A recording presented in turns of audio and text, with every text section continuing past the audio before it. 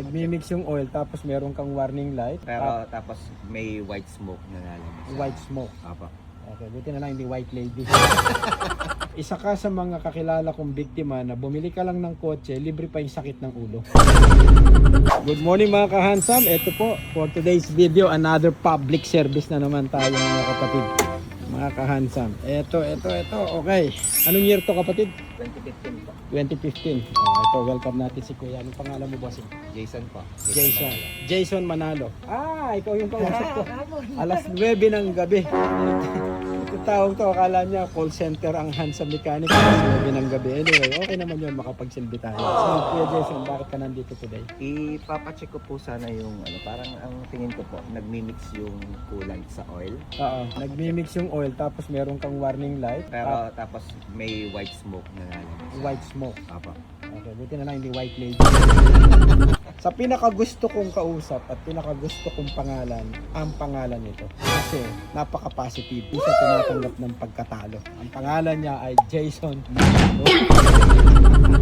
Okay, public service, Jeep Cherokee, nearly 200,000. Kabibili lang ni Kuya Jason. Kailan boss? 1 month, 2 months, 9 months? May. Okay, this May. 2 months pa lang. Apa. June pa lang ngayon, last month. Oh, may kala ko 9 months na. Ano po? Sure ka, last year o this year? Yun po. May lang po. Private. Apa. Ayan ang na naman ang isa nating nakahindik-hindik na balita mga kapatid. Ito, binili ni Kuya Jason sa isang private individual. Parang ano lang, pribadong transaksyon, no? Ngayon, ang problema ng kotse ni Kuya Jason, lumalabas yung warning light. Ano yung sabi dun sa catalyst? Parang Oxygen sensor. apa. Sige. Ayan. Kasi po, dito nagdurugo ang puso ko kasi marami ang hindi nakakaalam sa ating mga kababayan o sa ating mga customer. Dapat pag bibili tayo ng second hand, dapat talagang ipa-inspect muna sa isang reputable na mekaniko.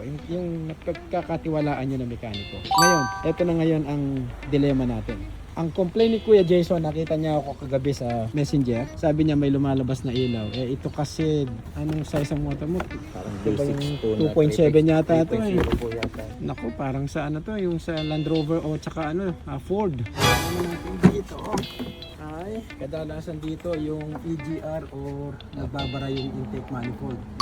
Kaya dapat i-inspect natin. Or kailangan mo nang matingnan kung meron kang puncture dito sa mga hose mo na yan. So that involves diagnosis. O baka mamaya yung intercooler mo may butas din. So ibig sabihin pag nag-activate yung turbo, hindi niya na i-pupush yung air completely dito sa makina.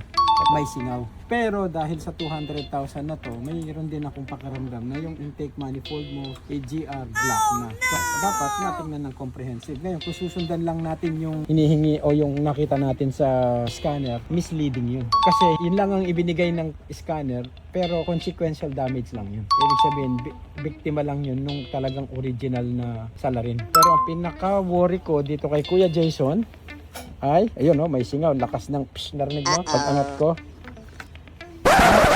Hindi naman pala eh. Sabi mo naghahalo. Parang pong may bulabul, may ano po yun, parang may buong konti. Hindi ka po ganun yun? Parang may residue siya na naghahalo yung tubigat lang yun. Pero hindi posible. Hindi pa po. Yun Ayan oh. Apo. Sinyalis pa lang. Hindi pa okay. natin confirm. Okay, hindi pa natin Kasi po confirm. pagtingin ko parang may Yes, kasi akala ko pag angat mong ganon, parang may gatas-gatas na dito. Wala po. Kung may mga gatas-gatas na dito, dalawang bagay lang yun. Maaaring yung oil cooler mo, yung radiator mo, or yung blown head gasket meron. Pero Ayan. pag ganyan naman po, Ito, very ano pa lang to. mild pa lang po. Hindi natin Hindi pa mild. hindi natin alam kung yung nagbenta sa'yo before, meron siyang itinatagong lihim na hindi ibinunyag sa'yo hanggang sa naibenta mo.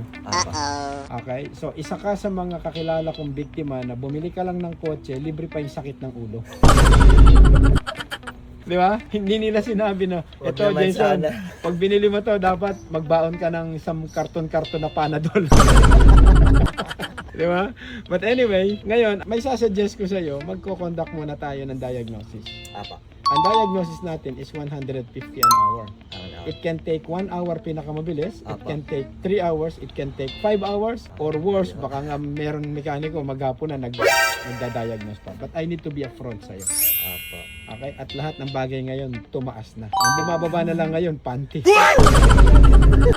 Hindi, balak ko i-pressure test. Apa. At i-recommend ko sa iyo na mag-coolant flushing muna tayo. Para maobserbahan mo over a period of time, 1 week to 1 month, kung yung condition ng coolant mo nagbabago. Sa ngayon, ayokong mag-suggest sa iyo ng mga bagay na makakasakit lang sa iyong bulsa. Apa. Okay? Thank you po. Kung ano muna yung kailangan natin. Apa. Okay? So ngayon na nakita mo yung ating workshop, Kuya Jason. Apa. Ano Madali na masasabi? puntahan. Madali lang Maganda. yun. Okay? Accessible po. Oh, yan. Maraming salamat Kuya Jason ha. Subukan natin to. You should be here.